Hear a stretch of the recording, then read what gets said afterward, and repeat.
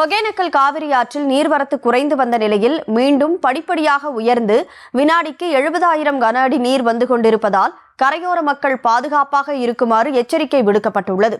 இதுகுறித்த கூடுதல் விவரங்களோடு செய்தியாளர் நவீன் ஜார்ஜ் இணைப்பில் இருக்கிறார். நவீன், வணக்கம். முழு விவரங்களை பதிவு செய்யலாம். வணக்கம் கனிமொழி. கர்நாடகா அணைகளான கபினி மற்றும் கிருஷ்ணராஜசாகர் ஆகிய இரு அணைகளிலிருந்தும் நீர்வரத்தானது அதிகரித்து வெளியேற்றப்பட்டது. இந்த நீர்வரத்து காரணமாக ஒகேனக்கல் காவிரி ஆற்றில் நீர்வரத்து அதிகரித்து 80,000 கன அடி வரை அதிகரித்தது. இதனைத் தொடர்ந்து கர்நாடகா அணைகளிலிருந்து நீர்வரத்தானது குறைக்கப்பட்ட நிலையில் ஒகேனக்கலுக்கு வரும் நீர்வரத்தானது 4 நாட்களாக படிப்படியாக குறைந்து நேற்று நிலவரப்படி 43,000 கன அடியாக குறைந்திருந்தது.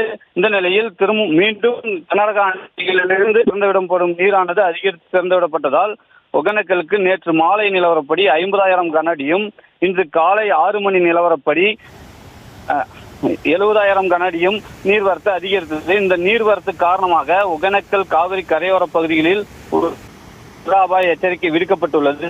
மேலும் இந்த நீர்வரத்து ஒகேனக்கல் வரும் சுற்றுலா பயணிகளுக்கு அருவி மற்றும் ஆற்றுப் பகுதிகளில் குளிக்கவும் பரிசல் சவாரி மேற்கொள்ளவும் மாவட்ட நிர்வாகம் தொடர்ந்து 7வது நாளாக தடை விதித்துள்ளது. கனிமொழி, விவரங்களுக்கு நன்றி நவீன்.